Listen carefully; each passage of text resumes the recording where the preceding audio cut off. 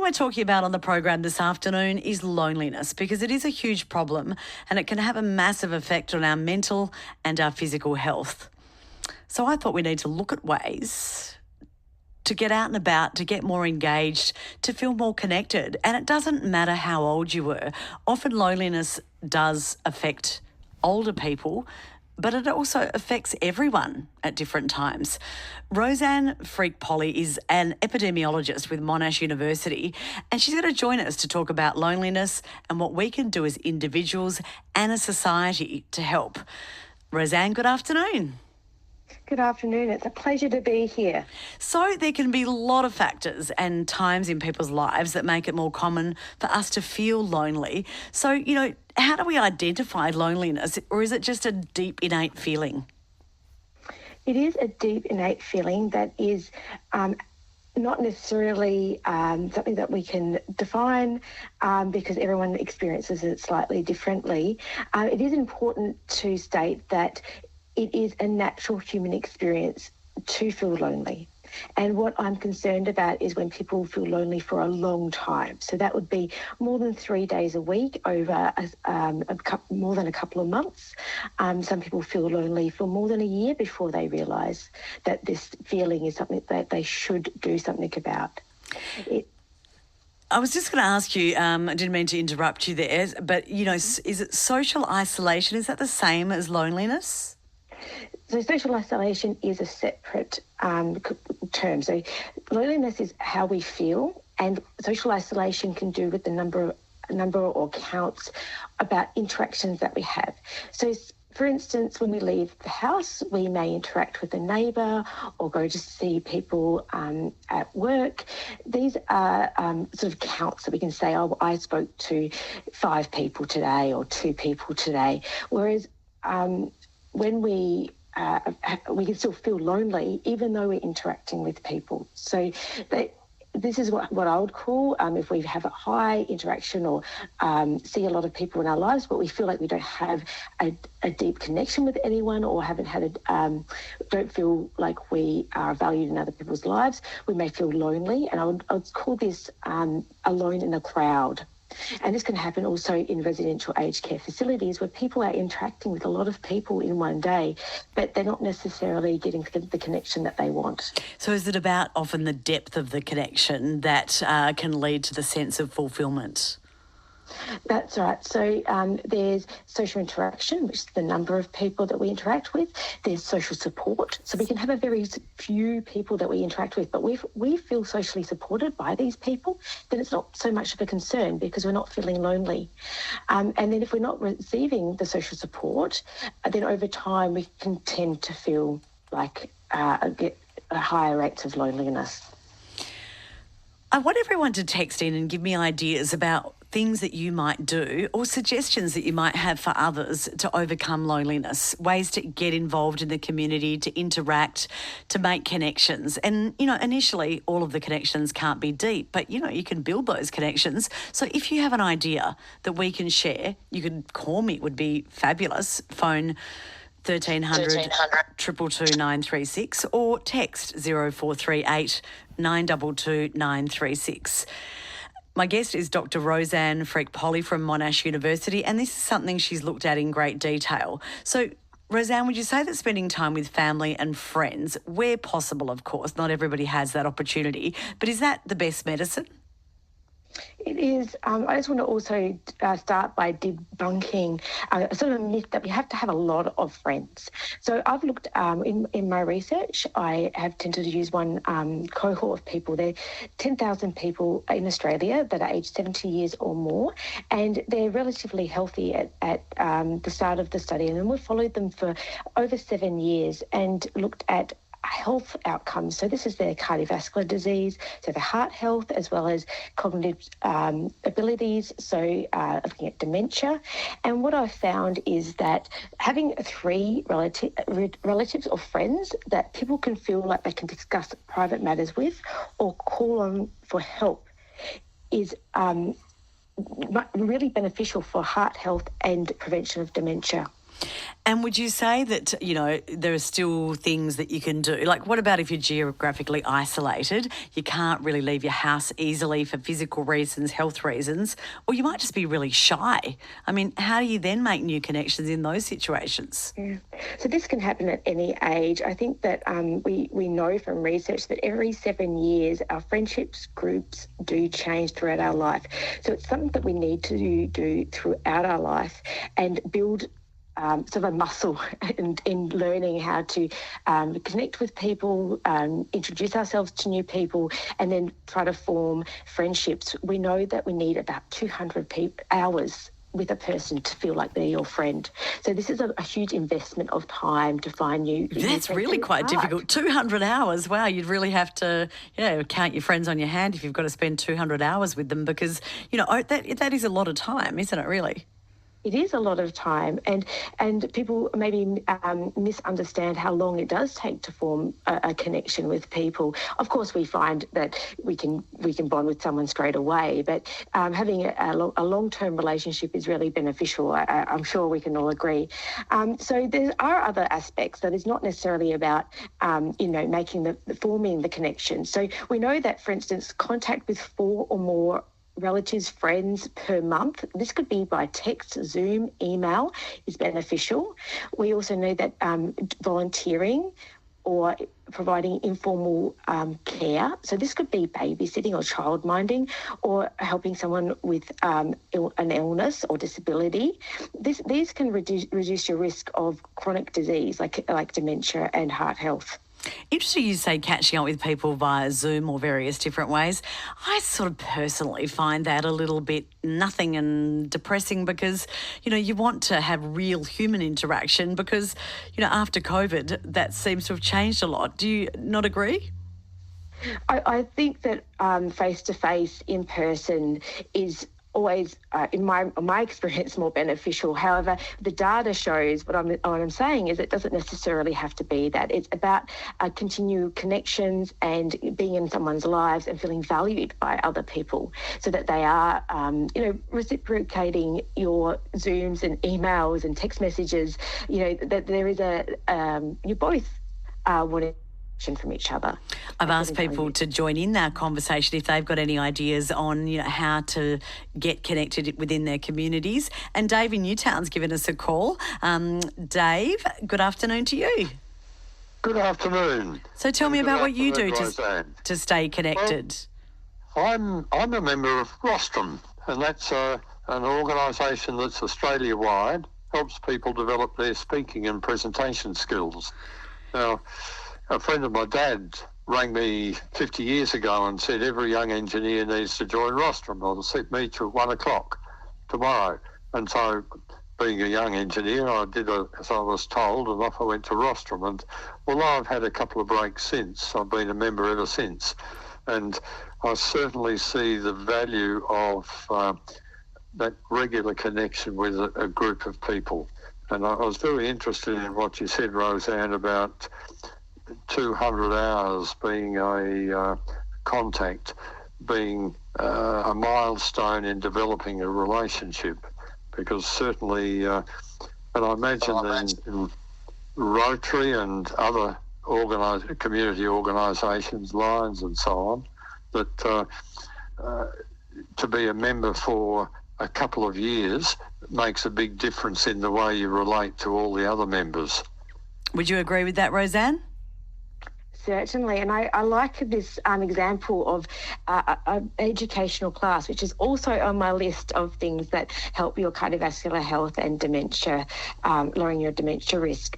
We do know that attending classes, educational classes, it gives you a format, gives you something to talk about with other people. Usually at, for instance, Rotary, they have speakers, and it provides an opportunity to have something to discuss that you've got a mutual interest in. Dave, have you met some really nice friends and had some great interactions over the years that have been enriching in your life at Rostrum? Yes, I certainly have. Some of my good friends have been members of Rostrum for 20 and 30 years. And, of course, at our stage in life now in retirement is to encourage the next generation to come and discover the value of coming together, learning to speak and stand up with confidence. And, there are, although I'm sidetracking a little bit, there are 7 clubs around Tasmania, Burnie, Launceston and Hobart, where people can put their toe in the water and overcome their shyness and grow their confidence in standing up for all kinds of occasions, whether it be a family celebration or a job interview or something else in the community. Well, it sounds fantastic. And do you have to just stand up on your feet and just talk about something magically for 2 minutes and they give you a topic, or how does it work exactly? Well, that's one aspect. And indeed, the club I went to this morning had a visitor who was asked to, would she like to contribute for 2 minutes? And she, I'm full of nerves, she said. but I was full of nerves many years ago, whereas today I know it's part of developing the technique of getting to know other people, which I think Rosanne would probably talk about as well, that you have confidence in yourself that you can make a connection, find things in common to enjoy. Oh, well, that's been a lovely conversation, and thank you for contributing, Dave, because, calls like yours give people hope that even though they might be lonely, they can get out and do something and be brave like you. So thanks, Dave. That's all right, yes. Well, Rostrum's there for everyone. Dave in Newtown, who is part of a rostrum club, and I would love to hear your suggestions as well. So please call up, be brave and give me a buzz. And even if you just want to talk about being a little bit lonely, that's okay too. 1300 222 936. We can have a conversation, and that will, for a moment, reduce the loneliness. And stay listening to the ABC. It's always a good friend to have on in the background. Rosanne, it's lovely to hear people's stories firsthand, isn't it? And I'm sure you enjoy that in your role as, a doctor that's studying, so many different, interesting aspects of loneliness and other things as part of Monash University. I do love hearing the positive stories that come out. We often hear back onto the educational class as an opportunity to meet people going to University of the Third Age, people's local neighbourhood house, or going to a council event has often people say that they go to these events and they meet people and then they just see them in their neighbourhoods, and then that provides... And have a cup of tea or something. Yes. Exactly. And the convenience of meeting people in your local area rather than having to travel to see someone. I would love somebody to call in that belongs to a choir and tell me if that has been great to meet people, and if you welcome other members. I mean, I know you'd rather that they can sing. That would be helpful. But men's sheds, because men's sheds are a wonderful way. Someone has texted in, or actually they've called in, and I think they may be on the line right now. Let me see. It is Brian. Hello, Brian.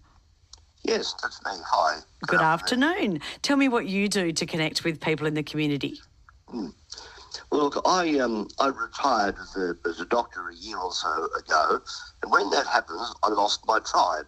It's people in the hospital, and this is what happens to a lot of middle-aged and native men. Can I just say, Brian, I'm going to interrupt you for a moment because your line is not very good. If you could come off either your AirPods, your headphones, or whatever you might be on, or speakerphone, because I really want to hear what you've got to say. But it'll be talking on my mobile. Oh, yeah, it's not the best line. All right, well, let's just give it a shot. It's not a perfect line, but yeah, you lost your tribe a year ago when you retired as a doctor. And suddenly those people that you're related to every day are gone, and you need to put something else in place. And this is what happens with a lot of middle-aged men and later who take a redundancy or retire, is that suddenly the group that they spent their life with have gone. Now, women handle this a whole much better because they network and they have a number of organisations. And so what we try and do is pick up men and give them something to do. We're based around activities, everything from gardening, cooking, woodwork, electrical. We're full of tradies. We repair all sorts of things. And what happens is it gives men a new life and a reason to get out of bed. And if you look at one of the major issues with older men these days, it's not just loneliness. Their health deteriorates. They die, and occasionally suicide. And the men's shed is really an antidote to all that. And which men's shed do you belong to, Brian? I belong to the Living Boat Trust at Franklin, and our skill is repairing wooden boats. Fantastic. And you say you've got a major focus on helping men who are lonely. It is something that you guys are really, caring about. Every town of more than 500 people around Tasmania has a men's shed. There are over 80 of them, and there's one near everybody, and they're welcome. They charge a small annual fee, and at that you get access to tools, expertise, coffee, tea, and a whole lot of other activities. We're also national, over 1,000 sheds around the country, and we're just branching out internationally. Well, what a great suggestion, and I'm really happy you called up. Thanks, Brian. Thank you. Brian there, who's part of the men's shed at Franklin. I recently visited the men's shed, Rosanne, at Margate, south of Hobart, and what a brilliant facility, such lovely people, and it was so impressive. So I really think that a lot of people could benefit if they're at home wondering what to do. Would you agree? I do, and I also know that some men's sheds hold women's nights. So it's not necessarily just for men. They do open it up occasionally, or even if it's just once a month. And I think that just like a neighbourhood house, it provides the opportunity for you to meet people in your local area so that it makes it convenient and you can meet outside the facility of the men's shed or the neighbourhood house. I think there are a few she sheds. If anybody could tell us about one of those and where they're located, that would be fabulous. If you don't want to call 1300 222 936, even though I'd like you to, if you'd prefer, you can text 0438 922 936. Probus clubs, apart from, we've talked about rostrum, but Probus is a lovely organisation as well, and they're very welcoming. Have you talked to many people who've joined Probus clubs, Rosanne, to overcome loneliness? No, I haven't. Could you describe what a Probus club is? Well, Probus clubs are groups of people that come together in different areas and they literally go on outings, they have speakers. It's a club for you to join, and I think often people are over 70, but I don't know if there's specific rules around that. If anyone is a Probus member and wants to tell us any more that I'm sharing, it'd be lovely to hear from you as well. But it says book clubs is another one that people seem to be keen on. A few messages coming in about book clubs. Yes, and another one that hasn't been mentioned are events that are run by public libraries. So this could be a course on how to increase your digital understanding of how emails work, or it could just be, I think a lot of them run coffee chats. So your local public library could be an opportunity for you to meet some people. Yeah, very good idea there. Well, look, it's been really great to have a chat and just to get a better understanding of some of the ways proactively that we can potentially overcome loneliness. Thank you, Rosanne.